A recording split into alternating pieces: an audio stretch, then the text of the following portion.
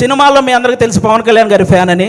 కానీ టీవీలో నాకు బాగా ఇష్టమైన యాంకర్ సుమ గారు. నేను ఆవిడకి ఫ్యాన్. నేను అందుకు ఫ్యాన్ అనమాట. బేసిక్గా హీరోల్లో ఫ్యామిలీ హీరోలు ఉంటారు, మామూలు హీరోలు ఉంటారు. అలాగే యాంకర్లో కూడా మామూలు యాంకర్లు, ఫ్యామిలీ యాంకర్లు ఉంటారు. ఫ్యామిలీ హీరో విక్టరీ వెంకటేష్ గారు అయితే ఫ్యామిలీ యాంకర్ మన సుమ గారు.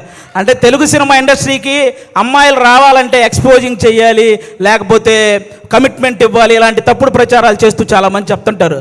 కానీ టాలెంట్ ఉంటే అవేం చెయ్యక్కర్లేదు అని నిరూపించినటువంటి మహిళ మన సుమ గారు. అంటే మెగాస్టార్ చిరంజీవి గారిని చూసి ఎంతమంది అబ్బాయిలు అయితే ఇన్స్పిరేషన్గా తీసుకొని ఇండస్ట్రీకి వచ్చారో, అలా సుమ గారిని ఇన్స్పిరేషన్గా తీసుకొని ఇండస్ట్రీకి వచ్చిన అమ్మాయిలు చాలామంది ఉన్నారు.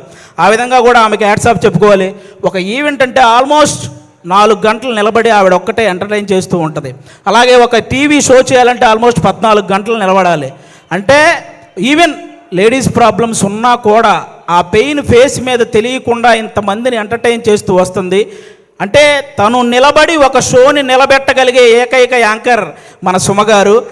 ఆల్మోస్ట్ ఇప్పుడు కాదు, 91లో వచ్చారండి. 91 నుంచి, అంటే 34 సంవత్సరాల నుంచి నాన్ స్టాప్గా మనందరినీ ఎంటర్టైన్ చేస్తూ తన ప్రమోషన్స్తో ఎన్నో సినిమాలను సక్సెస్ చేసిన సుమ గారికి కూర్చొని కాదు, ఒక్కసారి అందరూ స్టాండింగ్ ఓవేషన్ ఇచ్చి క్లాప్స్ కొట్టాలని మనస్ఫూర్తిగా కోరుకుంటున్నాను.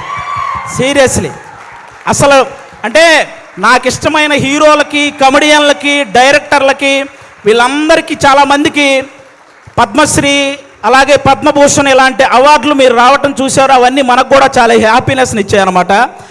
తన ప్రొఫెషన్లో ఇంతమందిని ఎంటర్టైన్ చేస్తూ ఇంతమంది చేత ఒక గౌరవం దక్కించుకున్నటువంటి సుమగారికి కూడా అలాంటి అరుదైన గౌరవం దక్కాలని నేను మనస్ఫూర్తిగా కోరుకుంటున్నాను. నిజంగా thank you so much Suma గారు. మీతో పాటు ఈ సినిమాలో చేయడం నిజంగా మా అందరి అదృష్టం.